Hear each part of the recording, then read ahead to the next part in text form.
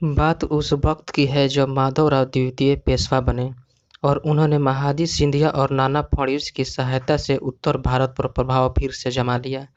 इन पेशवाओं ने वापस रोहिल्ला पर आक्रमण किया और नजीमुद्दौला के पुत्र को भयानक रूप से पराजित किया। इस युद्ध में पेशवा मराठों ने पूरे रोहिल्ला खंड को ध्वस्त कर दिया तथा नजीमुद्दौला द्वारा बनाया गया कब्र को तोड़ दिया। इस प्रकार संपूर्ण भारत पर एक बार फिर से मराठा परचम फैल गया और उन्होंने दिल्ली में फिर से मुगल सम्राट शाह आलम को शासक के रूप में बैठाया और पूरे भारत पर खुद शासन करना फिर से आरंभ कर दिया। उधर सदाशिव भाऊ अपनी समस्त सेना को उदगीर से लेकर सीधे दिल्ली की ओर रवाना हो गए, जहां वे लोग 1760 ईस्वी को दिल्ली पहुंचे। उस वक्त अहमद शाह अब्दाली दिल्ली पार करके अनूप शहर यानी दोआब में पहुंच चुका था और वहां पर उसने अवध के नवाब शुजाउद्दौला और रोहिला सरदार नजीमुद्दौला ने उसको भोजन सामग्री पहुंचाने का काम किया। इधर जब मराठे दिल्ली में पहुंचे तो उन्होंने लाल किला जीत लिया, जिसके बाद उन्होंने कुंजपुरा के किले पर हमला कर दिया। कुंजपुरा को मराठों ने बुरी तरह तबाह कर दिया, जिससे सभी सामान और खाने पीने की आपूर्ति मराठों को हो गई। यहाँ तक कि मराठों ने लाल किले की चांदी की चादर को भी पिघलाकर उससे भी धन अर्जित कर लिया, क्योंकि मराठे जानते थे कि अहमद शाह अब्दाली युद्ध के लिए पड़ाव कई दिनों से डाले हुए हैं। आपको बता दें कि उस वक्त मराठों के पास उत्तर भारत में दिल्ली ही धन आपूर्ति का एकमात्र साधन था। मराठों ने अब्दाली को रोकने के लिए यमुना नदी के पहले उन्होंने एक सेना तैयार की, परंतु अहमद शाह अब्दाली की सेना ने नदी पार कर ली। उस समय अक्टूबर का महीना चल रहा था और युद्ध का समय आते आते ठंड का मौसम अपनी चरम पर पहुंच गई। वह दिन था 14 जनवरी 1761 का दिन। इधर किसी गद्दार की गद्दारी की वजह से अब्दाली ने मराठों की वास्तविक जगह और स्थिति का पता लगाने में सफल हो गया। जब मराठों की सेना वापस मरवाड़ा जा रही थी तो उन्हें पता चला कि अब्दाली उनका पीछा कर रहा है। तब उन्होंने युद्ध करने का निश्चय किया। अब्दाली ने दिल्ली और पुणे के बीच मराठों का संपर्क काट दिया। मराठे भी कहाँ चुप बैठने वाले थे, उसने भी अब्दाली का संपर्क काबुल से काट दिया। इस तरह तय हो गया था कि जिस भी सेना को पूर्ण रूप से अन्न जल की आपूर्ति होती रहेगी वह युद्ध जीत जाएगा।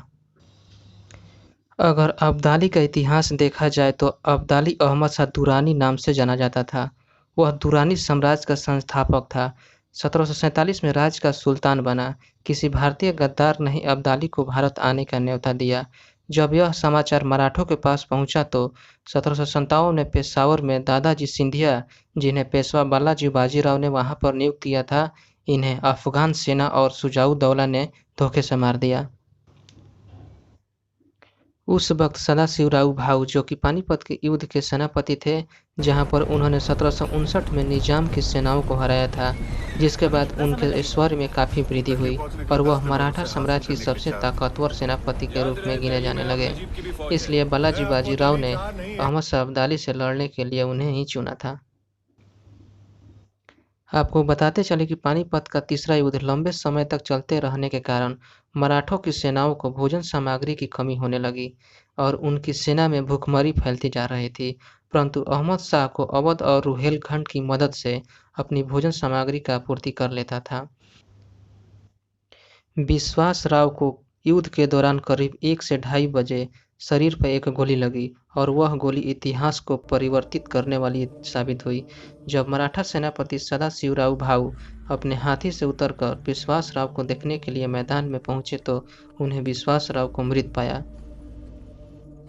इधर जब बाकी मराठा सरदारों ने देखा कि सदाशिवराव भाऊ अपने हाथी पर नहीं है तो पूरी सेना में हड़कंप मच गया, जिससे सेना का कमान न होने के कारण पूरी सेना में अफरा तफरी मच गई और सारे सैनिक भागने लगे।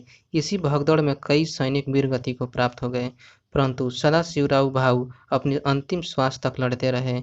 इस युद्ध में शाम तक आते आते पूरी मराठा सेना खत्म हो गई।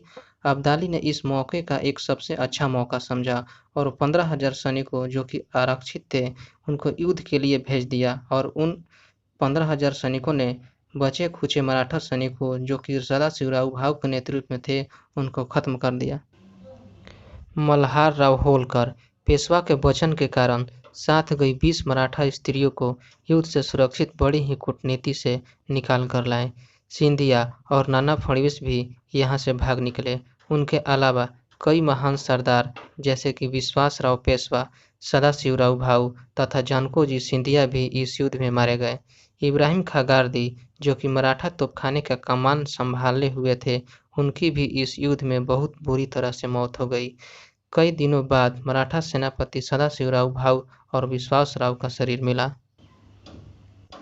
वास्तव में मराठों की पराजय के कारण माना जाता है कि पेशवा बालाजी बाजीराव ने रघुनाथराव महाजी सिंधिया अथवा मल्हारराव होलकर के बदले सदाशिवराव भाऊ को सेनापति बनाकर भेजा, जबकि तीनों ही उस समय उत्तर भारत में मराठा सेना का नेतृत्व करने में सक्षम थे।